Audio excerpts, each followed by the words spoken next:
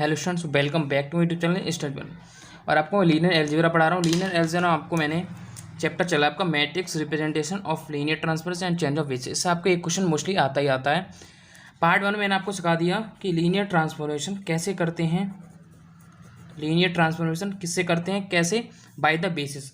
अब आपको सीधे सीधे रिप्रेजेंटेशन सिखाऊंगा। इसमें मैंने आपको बेसिस द्वारा लीनियर ट्रांसफॉर्मेशन सिखा दिया। मैं आपको इस पार्ट 2 वीडियो में, ये आपका पार्ट 2 वीडियो है, इस वीडियो में आपको मैं सिखाने वाला हूँ कि रिप्रेजेंटेशन आप डायरेक्टली कैसे करेंगे कोई भी अगर गिवन मैट्रिक्स का। ठीक है, आपको इसमें रिप्रेजेंटेशन सिखाने वाला। इससे पहले आपको बता दूं, चैनल अगर आपने सब्सक्राइब नहीं है प्लीज़ सब्सक्राइब करें, वीडियो को शेयर कर दें।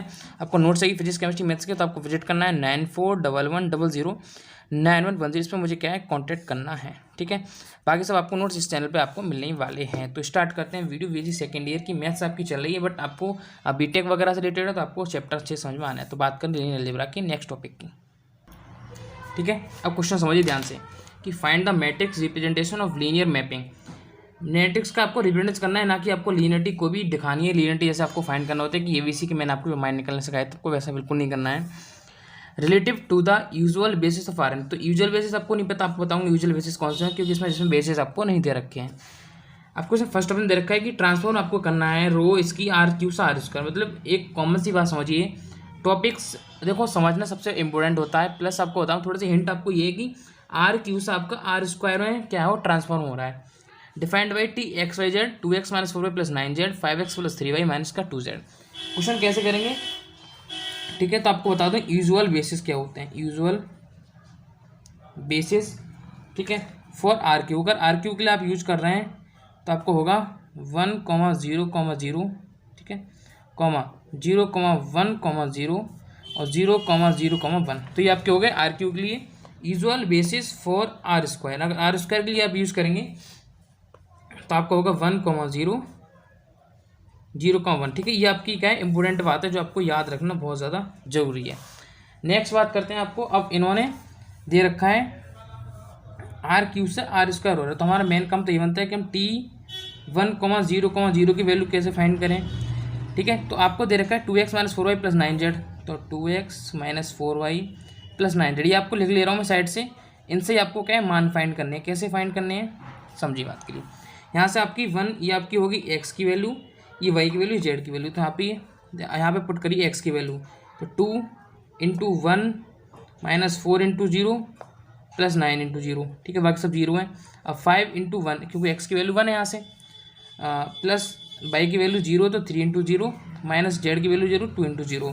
तो ऐसा होगा t1,0,0 की वैल्यू निकालेंगे तो ओनली यहाँ पे 2 आ जाएगा, बाकी सब क्या होंगे 0 हो जाएंगे। ठीक है, कॉमा यहाँ से सब वैल्यू 0, ओनली 5 बचेगा। तो अब पहली चीज़ से आप समझ जाइए कि आपने पहले से मान निकाली है। तो आप देखिए 2,5 आपकी दो ही वैल्यू निकल गई, तो आप साफ साफ नजर आ रहा है कि हमारी आर स्क्वायर है, और आर स्क्वायर हमने कौन सा R1 कॉमन फाइंड कर लिया। ठीक है, रो 1 हमने फाइंड कर ली। अब t 0,1,0 के लिए फाइंड करेंगे कैसे, y की जगह ओनली 1, बाकी सबका 0, क्योंकि यहाँ से ये x की वैल्यू, y की वैल्यू, z की वैल्यू, यहाँ से वैल्यू निकालेंगे तो x की वैल्यू 0 है, y की वैल्यू 1 है, z की वैल्यू 0। तो 2 × 0 - 4 × 1 + 9 × 0। ठीक है, कॉमा अब 5 × 0 + 3 × 1 - 2 × 0। कहीं भी आपके यूजुअल बेसिस दे रखा है तो आपको समझना है कि आपको क्या कहना चाह रहा है। तो t 0,1,0 = 2 × 0, 0 की वैल्यू कितनी होगी 0 हो जाएगी, -4 × 1, तो आपका माइनस का 4 बचेगा ओनली, तो माइनस का 4 आ गया, कॉमा यहाँ पे ये भी 0, ये भी 0, 3 × 1 3 बचा। ठीक है, तो आपकी निकल कर आ गई रो 2। ठीक है, बात करता हूँ रो 3 की। रो 3 में आपको दे रखा है t 0,0,1, मतलब x की वैल्यू 0, y की वैल्यू 0, z की वैल्यू 1 निकालिए, इक्वल टू 2 × 0 माइनस का 4 × 0 प्लस का 9 × 1, कॉमा 5 × 0 प्लस का 3 × 0 माइनस का 2 × 1। ठीक है, तो यहाँ से आप वैल्यू यहाँ से आपकी कितनी हो जाएगी, यहाँ पे ओनली 1 बचेगा, तो 2 0,0,1 की वैल्यू निकल कर आ गई। ये आपकी रो 3 है, यहाँ से ओनली 9 और यहाँ आपकी बची ओनला -2। तो ये जो आपकी रो निकल कर आई है, यहाँ से फिर लिखेंगे कोफिशिएंट मैट्रिक्स। ठीक है, इसलिए कोफिशिएंट मैट्रिक्स, ठीक है। कोफिशिएंट मैट्रिक्स आपका क्या निकल का आ गया, रो 1 रो 2 लाइन से लिख लीजिए, कोई दिक्कत नहीं है। पहली रो 2 आएगी, 2,5 मतलब 2 आ गया, 5 दूसरी -4 3 आई थी, और तीसरी आपकी आई थी 9 -2।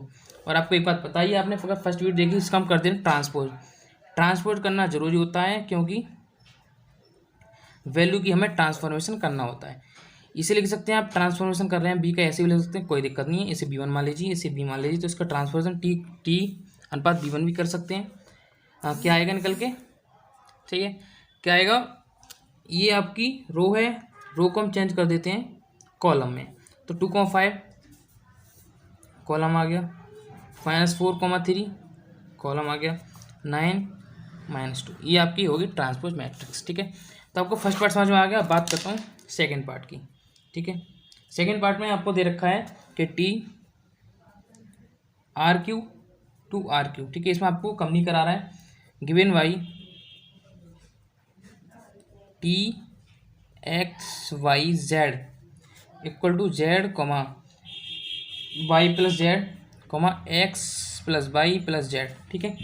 तो इसमें आपको करना क्या है, वही आपको T1,0,0 पहले फाइंड करना है। कैसे, वैल्यू Z की कितनी वैल्यू है, 0 आ जाएगी, Y + Z का मतलब यहाँ पे दोनों वैल्यू 0 हैं, 0 आ गया, और फिर ओनली X + Y + Z, तो X + Y + Z तीनों को हम ऐड कर देंगे, 1 + 0 + 0, ठीक है, क्योंकि ये हमारी X की, ये Y की, Z की वैल्यू, तो 1 आ गया। T0, 1, 0, Z की वैल्यू 0 है, Y + Z, तो Y की वैल्यू 1 है, Z की वैल्यू 1, तो ये आ गया 1। X + Y + तीनों जोड़ देंगे तो आपको पता है 1 ही आएगा। T0, 0, 1, तो Z की वैल्यू कितनी है, यहाँ पे 1 है, बाकी सबकी वैल्यू आपको पता है, ये Y + Z, ये 0 हो जाएगा, 1 हो जाएगा, ठीक है, क्योंकि इसमें Z आ रहा है, इसकी वैल्यू क्या हो जाएगी, 1 हो जाएगी।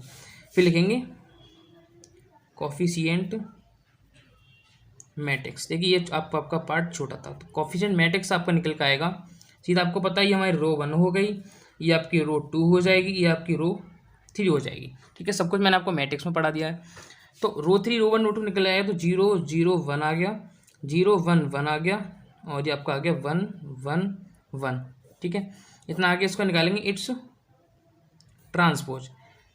अब आप सोचेंगे कि सर ने पिछली बार वीडियो में आपको थोड़ा बड़ा कराया था, और सर ने X + Y Z की ABC की वैल्यू निकलवाई थी। तो आपको बता दूं, आपको वैसे क्वेश्चन में ऑलरेडी दे रखा होता है, आगे मैं आपको इस चीज़ समझाऊंगा कि if the matrix of linear operator, या इसमें लीनियर फंक्शन हमेशा दिया होगा, इसमें लीनियर लिखा होगा सीधी, तो अगर लीनियर लिखा हुआ है तो आप वहाँ से समझ जाइए क्या कहना क्वेश्चन हमारा चाह रहा है। तो जस्ट मीन्स हम लीनियर से समझ गए, तो इसका ट्रांसपोज क्या निकल के आएगा, ये रो है, तो रो को हम चेंज कर देंगे कॉलम में, तो 0, 0, 1 आ गया, 0, 1, 1, तो 0, 1, 1, और आपका 1, 1, 1 आ गया, ठीक है। तो इसका हो गया ट्रांसपोज मैट्रिक्स। अब बात करते हैं थर्ड की, थर्ड आप खुद निकाल के लाएंगे, ठीक है, ये मैं आपको खुद के लिए दे रहा हूँ। तो लिखेंगे TR to RQ defined by TX, आपको दे रखा है 2x, 7x, -3x। अब आपको इसमें एक हिंट दे रहा हूँ मैं, कि आपने साफ साफ दिखाई दे रहा है कि आपका R से R3 हो रहा है, तो स्टैंडर्ड बेसिस इसके क्या मानेंगे आप, यहाँ पे R के स्टैंडर्ड बेसिस क्या मानना पड़ेगा आपको, ओनली 1 मानेंगे। जहाँ पे स्टैंडर्ड बेसिस 1 मानेंगे ओनली, तो इसकी वैल्यू कितनी निकलेगी, सीधी वैल्यू निकल आएगी, क्योंकि इसमें स्टैंडर्ड बेस एक ही है आपका, तो इसकी वैल्यू सीधी निकल गई 2, 7, -3। तो ये आपकी क्या होगी, रो निकल के आ जाएंगे, तो रो में हम इसको लिख देंगे, तो 2 आ गया, 7 और -3, तो 2, 7, -3 आ जाएगी निकल के। इसका कर देंगे ट्रांसपोज रो को कॉलम में, रो को कॉलम में चेंज करते हैं, तो 2, 7, -3, तो ये आपका क्या हो जाएगा, आंसर हो जाएगा, बट इसको आप सही से लिख लीजिए, ठीक है। तो ये क्वेश्चन ज़्यादा इंपॉर्टेंट था, क्योंकि आप काफ़ी बार आपको क्वेश्चन है इंपॉर्टेंट पूछा गया है, आपकी जितनी भी यूनिवर्सिटी आप खुद चेक कर लें, आपको आंसर दिया ही नहीं दिया है, ठीक है। अब क्वेश्चन है आपका गिवन द मैट्रिक्स। अब देखिए, अब तक आप क्या कह रहे थे, जो आपकी गिवन वैल्यूज़ थी या गिवन आपका ऑपरेटर्स था, उससे आपको मैट्रिक्स का निर्माण करना पड़ रहा था, आपको मैट्रिक्स निकालना था। अब आपको given the matrix determine the corresponding linear operator, अब आपको लीनियर फंक्शन आपको खुद फाइंड करना है इस क्वेश्चन में, ये आपके इंपॉर्टेंट है, और इस टाइप के काफ़ी ज़्यादा क्वेश्चन आप पे पूछे जाते हैं। तो लीनियर ऑपरेटर टी पे on R² with reference to the basis 1, 0, 1, 1, तो इस सेट के बेसिस पर आपको क्या है, फाइंड करने हैं। कैसे, सब आपको मैं कराऊंगा। देखिए, हमने अब तक जो क्रिया की थी उसके हमें जस्ट अपोजिट चलना है। तो हमें पहला पता है कि वी हैव, हमने वैल्यू क्या है हमारी, इसको वी मान लें तो वी निकल कर आ गया 1/2 1, 2/3 4। हमारा सबसे पहला काम हम इसको करते हैं ट्रांसपोज। ठीक है, इसका हम क्या करना पड़ेगा, ट्रांसपोज। हमारा पहला काम हो जाता है इसको ट्रांसपोज करना। तो इस पर ट्रांसपोज क्या निकलेगा आपका, रो को कॉलम में, तो ये रो है, इसको कॉलम में, तो 1/2 1 आ गया, 2/3 4 आ गया। ठीक है, अब इतना काम करने के बाद आपको वही आपको सेम काम करना है, T1,0 T11 निकालना है, बट यहाँ पे थोड़ा अलग टाइप से निकालना है। अब आपको निकालना है T1,0 कैसे, आपने जो फंक्शन दिया है ये वाले 1/2 2/3। ठीक है, तो T1,0 कैसे निकालना है, इसका से हमें कोई मतलब नहीं है। हमको पहले 1/2 लिख लेना है, 1,0 लिख लिया, प्लस का 2/3 लिख लिया, और हमने लिख लिया 1,1 दिया। ठीक है, इसका सेट दिया 1,1। ठीक है, ध्यान से समझिए, बस इतना काम है। तो हमको T1,0 आपको पता है क्या करना होता है, इसके मल्टीपल इससे करते हैं, पहली बार उसकी मल्टीपल इससे करते हैं, तो 1,0 बना गया, प्लस का 2/3 आ गया, फिर लगा लिया हमने कॉमा, इसके मल्टीप्लाई इससे, फिर इसके मल्टीप्लाई इस पद से, तो एक तो 0 हो जाएगा, तो 2/3 ओनली 2/3 बचेगा। ठीक है, जहाँ से हमारा T1,0 जो निकल कर आ गया, वो निकल कर आ गया 7/6, 2/3, क्योंकि 3 एकम 3, तो 3 + 4 4 3 7/6। तो हमारे T1,0 की वैल्यू इस टाइप से निकलेगी। फिर निकलेगी T1,1 इक्वल टू, दोबारा हमको T1,1 में हमें ई वाली यूज़ करनी है 1,4। ठीक है, हमको रो 2 यूज़ करनी है, T1,1 निकालने में हमको रो 2e का यूज करना है, समझिए बात के लिए। तो लिख लिया हमने 1, और रो कौन सी हमारी थी, ये आपका सेम रहेगा, प्लस का 4, और सॉरी ये 1,1, तो सेम आपको निकालना है T1,1, आपका 1 आ जाएगा। ठीक है, 1 to 1 आ गया, प्लस का 4 into 1, तो प्लस का 4 आ जाएगा, कॉमा 1 to 0 0 आ गया, 4 into 1 प्लस का 4। तो यहाँ से आपका T1,1 जो निकल का आ गया वो निकल का आ गया 5,4। इतने दो स्टेप 1 में हमें इतना काम करना था, जो कि आपको अच्छे से समझ में आ गया होगा, स्टेप फर्स्ट का वर्क। स्टेप 2 थोड़ा समझने लायक है, सेम जो हम पहले करते थे वही आपको वैल्यू दोबारा इसमें फाइंड करनी है। कैसे, कि हम ए बी बराबर फंक्शन मान लेते हैं, ए कॉमा बी बराबर मान लेते हैं x 1,0 जो हमें दिया है, जो हमें सेट दिए हैं 1,1 जो हमको सेट दिए गए हैं वो सेट मान लेते हैं। तो यहाँ से ए कॉमा वी की वैल्यू निकालेंगे, x आ गया, प्लस का y आ गया, कॉमा 0 में से रहेगी 0 आ गया, और प्लस का y। तो यहाँ से ए x + y बराबर कितना आ जाएगा, ए मान ली हमने, और y बराबर कितना आ गया b, y बराबर यहाँ पे b रखेंगे तो x बराबर कितना आ जाएगा a - b। ठीक है, और y बराबर b आपको दे रखा है। इतना काम हमारा इंपॉर्टेंट था, हमने कर लिया। अब आपको कुछ नहीं करना है, आपको बस नॉर्मल सी वैल्यूज़ जो है निकालनी है, किस टाइप से। ठीक है, अब आपको जो a, v की वैल्यू दे रखी ये वाली वैल्यू, इसका करना है ट्रांसफॉर्म। कैसे, T a, v equal to T। ठीक है, T x की वैल्यू कितनी निकल गई, a, v हमने इस पर पुट कर दी, इसी को हम ट्रांसफॉर्म कर रहे हैं। ठीक है, प्लस का 1,0 प्लस का ट्रांसफॉर्म बाई 1,1। अब T a, v equal to, जब हमने T a - v का ट्रांसफॉर्म किया, ठीक है, a - v तो हमने बाहर ले लिया, और ट्रांसफॉर्म हमने जब किया था 1,0 का, प्लस का बाई हमने बाहर कर लिया, और T को हमने ले लिया इसके साथ 1,1। तो T a, v इसका हम कर रहे हैं क्या, ट्रांसफॉर्म। ठीक है, अब 1,0 और T1,1 इसकी वैल्यू हमने अभी निकाली है, इसकी है 7/6, 2/3 और 5,4। तो a - v इसकी वैल्यू पुट कर दीजिए 1,0 की, जो हमें निकल कर आई है 7/6, 2/3 प्लस बाई 1,1 की वैल्यू आपको पता है 5,4। अब आपको वही वर्क करना है जो हमने स्टार्टिंग में किया था, T a, v equal to a - v की वैल्यू। ठीक है, तो इससे क्या एक एक करके इसकी मल्टीप्लाई हो जाएगी। कैसे, 7/6 a - v। ठीक है, क्लियर है इतनी, प्लस का, अब इसकी मल्टीप्लाई किससे होगी, यहाँ से मान लीजिए। ठीक है, तो 7/6 a - b आ गया, सॉरी यहाँ पे आपका कितना है यहाँ पे आपका बी आएगा, ठीक है। यहाँ पे एक्स बाई है, ए कॉमा बी है, तो बाई बराबर बी माना है ना आपने, तो यहाँ से एक्स और ए माइनस वैल्यू लगती, बाई बराबर बी रखी यहाँ पे, ठीक है, क्योंकि बाई की वैल्यू यहाँ पे कितनी है, बी है।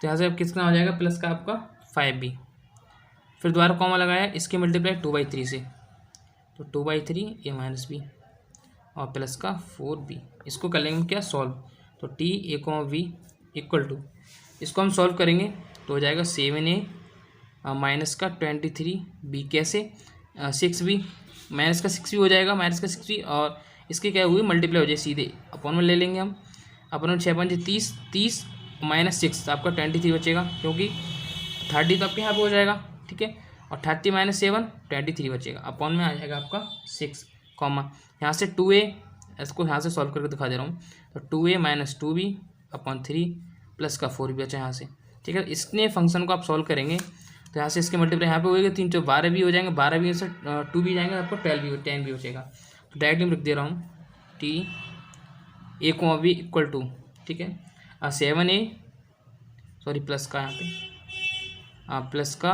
23b अपॉन का 6 comma 2a plus 10b upon का आपका आ गया 3, तो यहाँ होगा आपका आंसर कंप्लीट, ठीक है। आपसे रिक्वेस्ट, अगर आपको समझ में आया हो क्वेश्चन तो आप चैनल को प्लीज़ सब्सक्राइब करते हैं, वीडियो को शेयर करते हैं। इसका लास्ट पार्ट आपको आएगा